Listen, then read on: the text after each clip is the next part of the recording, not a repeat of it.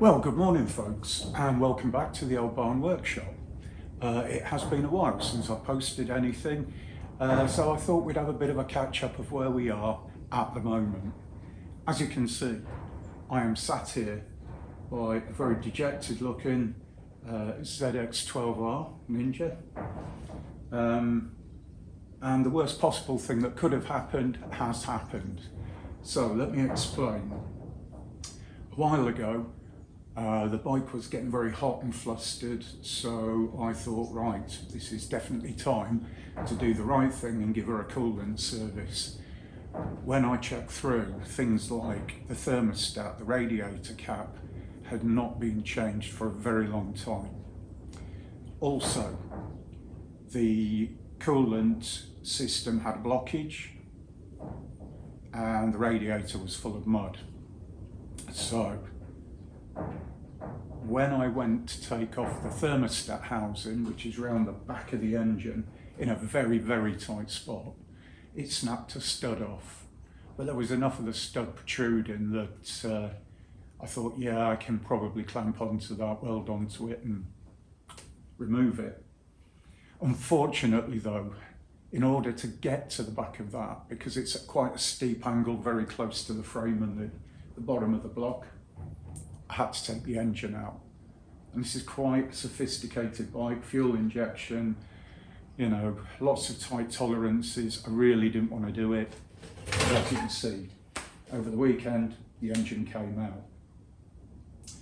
Clamped onto the protruding stud, and that almost instantly sheared right up to the back of the cylinder head. So the next job isn't to refit the engine, which is what I hoped it would be, everything done.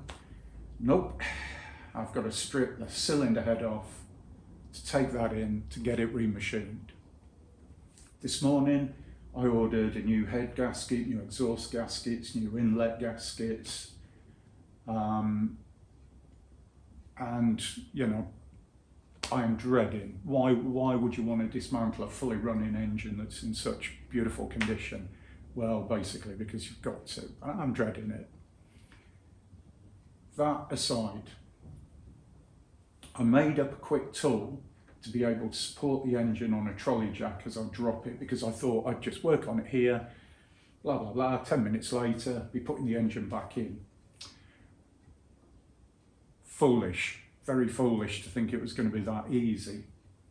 So yesterday, I spent a little bit of time making up some lifting equipment, because now what I'm going to do is I'm going to bolt the lifting frame on, use the engine hoist there, lift the engine off of this very precarious 2 trolley jacks and a bottle jack, and then I'm going to make a proper engine stand that I can sit the engine on so I can work on it without any chance of it tipping over. One thing on these bikes is a lot of the engine casings are magnesium alloy. They're very lightweight, and the last thing you want is an impact on those because they will break. So that's the job for today. Finish off the lifting, get the engine suspended, and start the wonderful task of making this underframe. Sounds good? I'm going to have a brew first, and then I'll show you the brackets I've made. Okay, so the engine isn't very heavy. So just quite simple stuff really.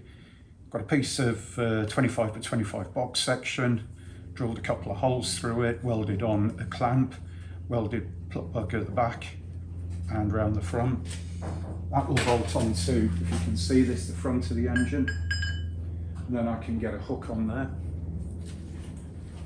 For the back of the engine, a little bit more complex. I've made some loops out of 10mm bar, welded back and around the front. I've also made these cheek brackets that fits onto the top mount, and then I can put a sling in there for a bit of triangulation, and again use the lifting frame to bring that up. So it'll be lifted on 3 points, 2 points on the engine, 3 points on the bracketry, and I think, to be honest, I have well overdone what I need to do. Well, there you go. There's the engine fully suspended on its new mounts. I would imagine I could probably have lifted the whole bike and even my Mitsubishi truck on those mounts.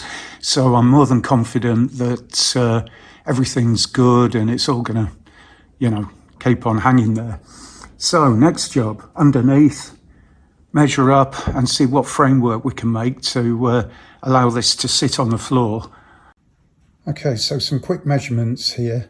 This is what I think I'm going to make.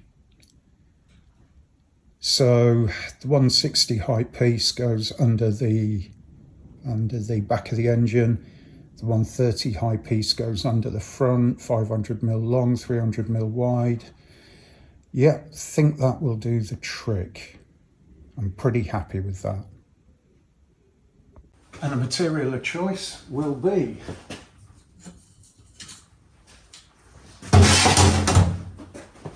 some old Lancedexian metal shelving I've got. There's some good reason why I'm using Dexian. First of all, I have it, so it's free. Secondly, it's got quite a good, 90-degree form to it. It's highly weldable. And I'm not really going for pretty on this, I'm just going for absolute functionality. So,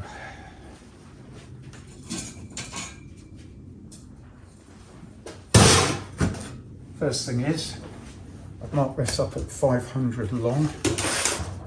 To be quite honest, it might be whatever these are.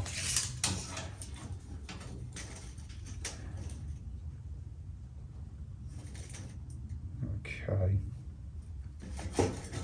So, I would imagine Dexian was an Imperial product, i.e. Imperial measurements. So what we're going to do is we're going to stick to as close a fit as possible. Now, one thing you might not be able to see is between every set of holes is a line showing you the centre point. And this is so you know when to cut when you're constructing shelving out of a big length. Yeah, so we're going to work to that centre point. So 500 is as near as damn it to there. I don't know why I've just done that when I've got this here.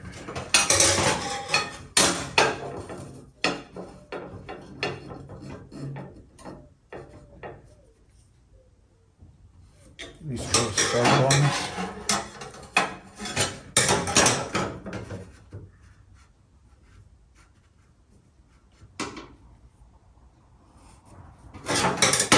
So that's one. What I'm looking for is hopefully decent cut ends, because I'm certainly not going to start truing everything off. This is a jig, it doesn't need to be that accurate. Well, not as far as the bits that stand on the floor anyway. Now there's a few ways we can cut this. We can use the chop saw, which will give us a very square cut. I can use a hand hacksaw just to make these 1, 2, 3, 4 cuts, or I can use a cutting disc on a hand grinder, and I'm thinking chop saw. Another spider, come on.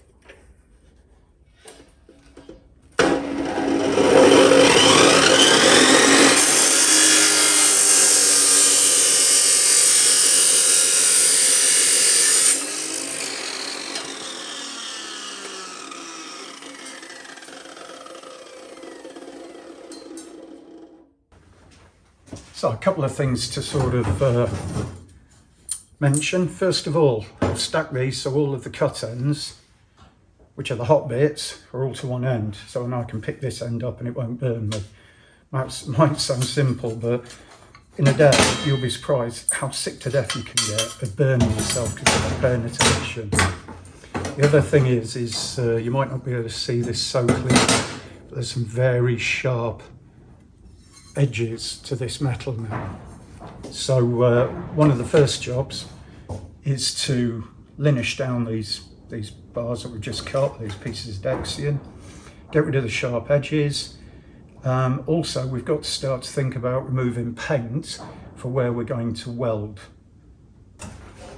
So some of you will know I am a great fan of Makita Power Tools.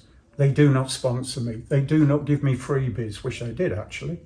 But I purchased a new hand grinder, GA4550. This is 5.7 amps, 1,300 watts. What does that mean in real terms? It's a bit of an animal for a 115mm diameter grinder. And the reason I purchased quite an expensive piece of equipment is because the kind of work I do here, I've bought cheaper ones, they fail. Okay, they just can't handle the heavy duty work we do sometimes. So really good piece of kit. It's got a nice pistol, bench supply is on, so I better be careful. A pistol grip with a lock to trigger it. You can easily move the guard. You've got your standard locking key there to lock this, so you can change your pads and discs, etc. Really, really nice bit of kit. The only thing I will say is it's not soft start. So what that means is when you turn the power on, it chucks all the power on straight away, which means it tends to twist in your hand. And as you can see, I've got big hands and I can only just really grip the girth of this beastie. And it's very easy for this to sort of twist, and it doesn't feel very comfortable. When you move up to the 9.5-inch grinders nowadays, and also some of these 4.5-inch or 115mm grinders, they've got soft start. Makita, you've made a great tool here, really professional, really heavy duty. Put soft start on it, will you? Just saying. Right, bench supplies on. I'm going to put my safety visor on, and then we'll just get this lot cleaned up.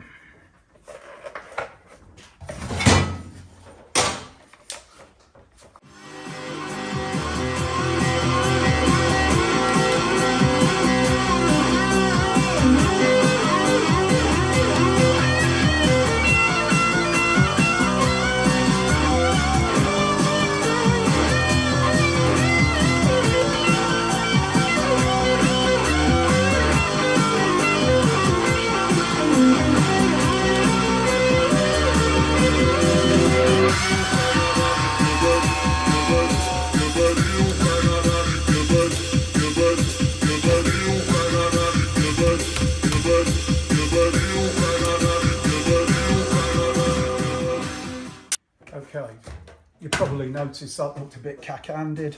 Well, it was because I was trying to do it so you guys could see what was going on, more than just make it easy for myself. So I've only done one end because all the other ends looks like they've been cut with a hacksaw. They're not that bad actually.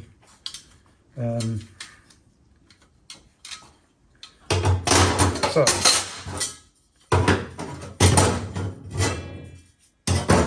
two base rows.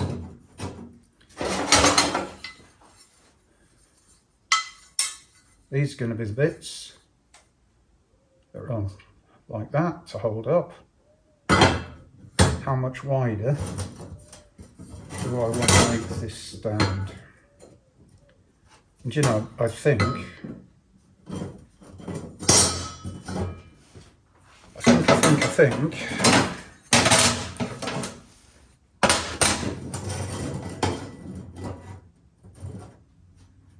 I'm just probably going to take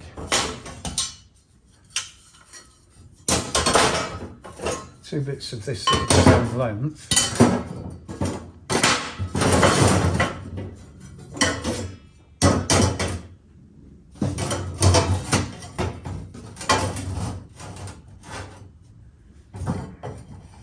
kind of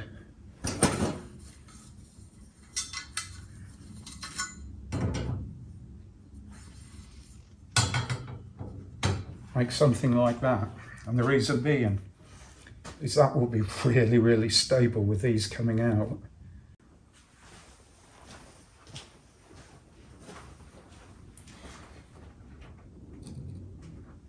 Right folks, so I've cut those, I've just cleaned up the ends, and now we need to get these bars away.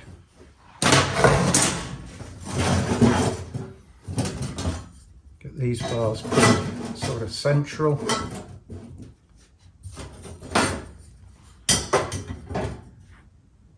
And bolted into position, so we're going to mark that up.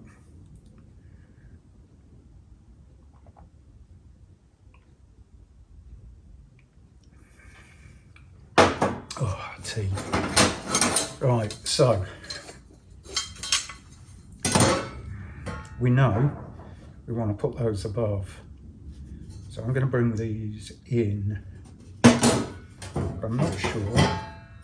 It's going to be better to do it that way, perhaps, somehow.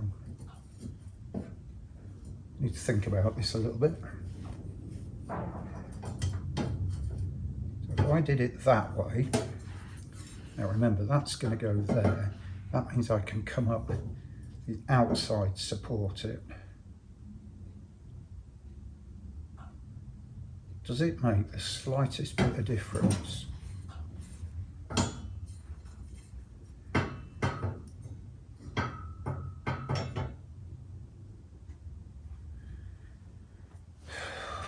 Would it look aesthetically better? Or wouldn't it make the slightest? What do you think, folks? Doesn't really matter, you're not here to tell me.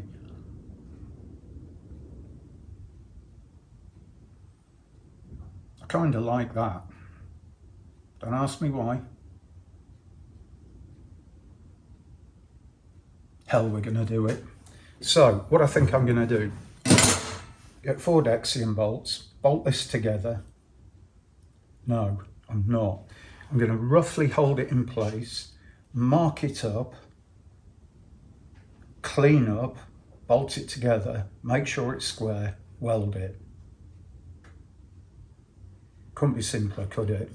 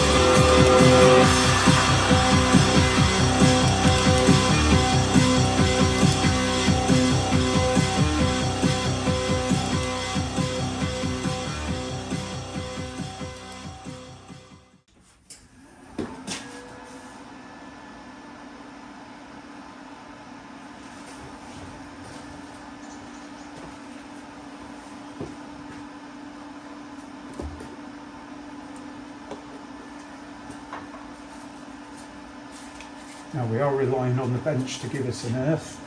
That isn't always the best method, so we might have trouble striking the first arc. Let's see how that goes. It's going to be awkward doing this, just do something with it.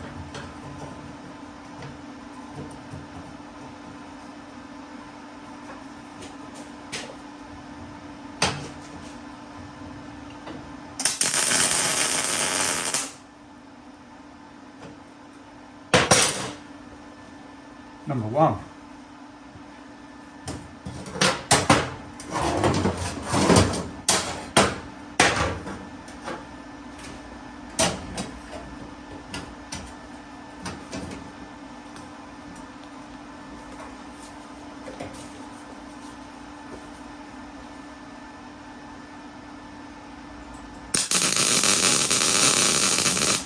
Number two.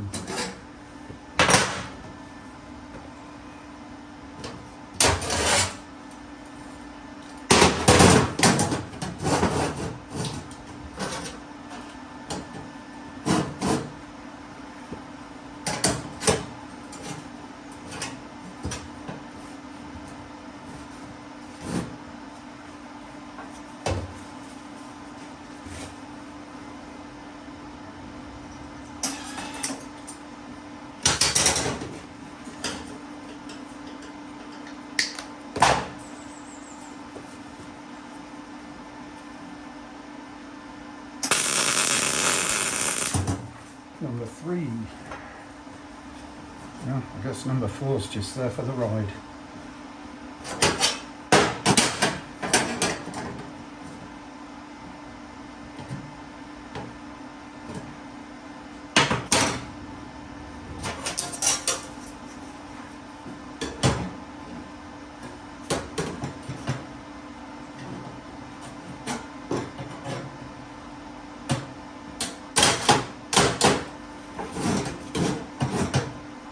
Better.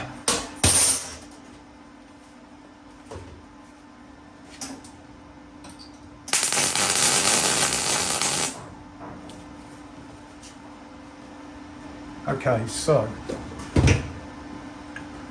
got the four corners tacked. Not the prettiest job I've ever done. So now what I'm going to do is I'm going to weld down the back end of each of these. And I'll try and position it so you can see what I'm doing.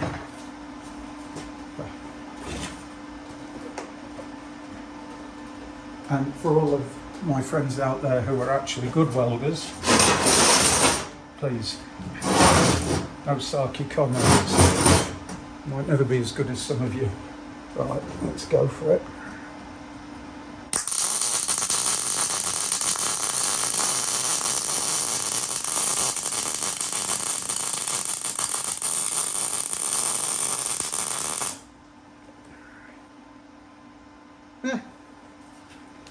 Not the worst.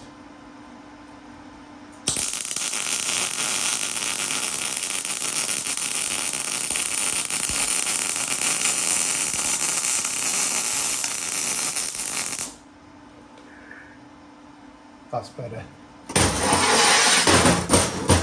Now, bearing in mind this is super hot, I am bound to burn myself, so if I do, please excuse my language.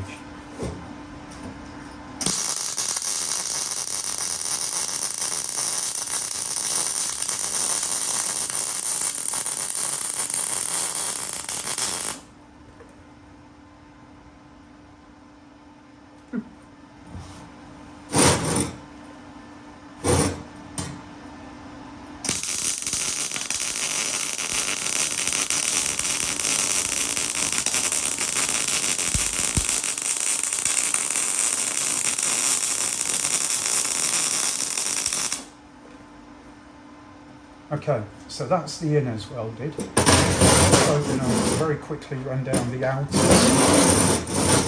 just to give this more strength.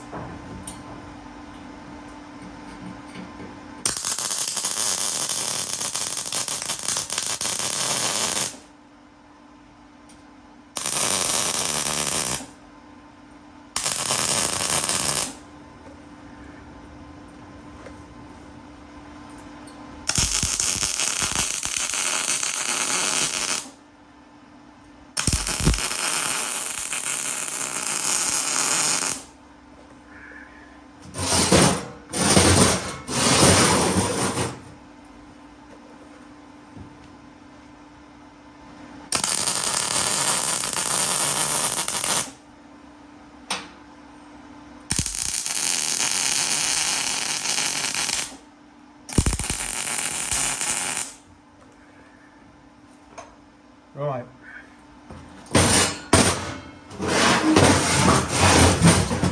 Going to run along those. Lock this all up now.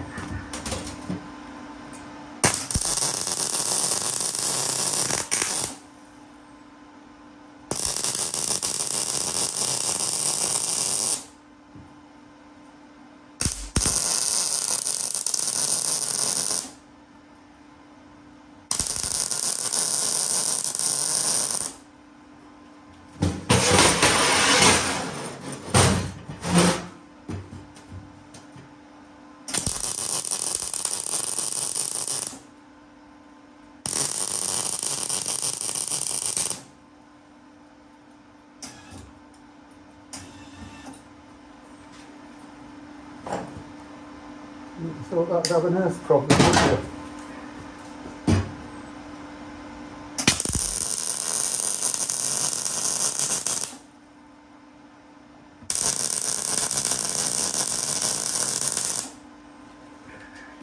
So, well guys,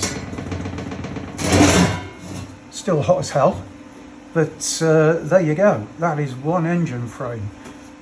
Nice and wide so it's stable. Might put some rubber feet on that just to make it a bit better. Not too high because we don't want the engine to be like way up in the clouds and wobbly. All the measurements are good. Quite long so it's stable as well. Back of the engine, front of the engine. That's it, job done. So next thing is I'm going to pull the engine stand back, the engine hoist. Drop the engine on here. I might just do a bit more finishing, like a little bit of rubber here and there just to stop everything going metal to metal. Actually what I might do is just put wire brush over it and then take it out for a bit of a paint. It's not perfect guys, but at the end of the day when I'm doing a job like this it's all about strength and doing the job properly. This will give masses of support to the engine. I can strap on these 2 points over the back, or actually that's the back over here, and make sure that's well down. Multiple welds per each corner if you like, or each intersection. Nothing's going to break. Actually I'm well impressed. You might not be, but I am, because again it comes down to, is this going to function and do what I want? Yeah, hell it is, it's solid as heck. So I think a bit of a wire brush, and then we'll get some paint on it just to give it a bit of protection. Cool. All right.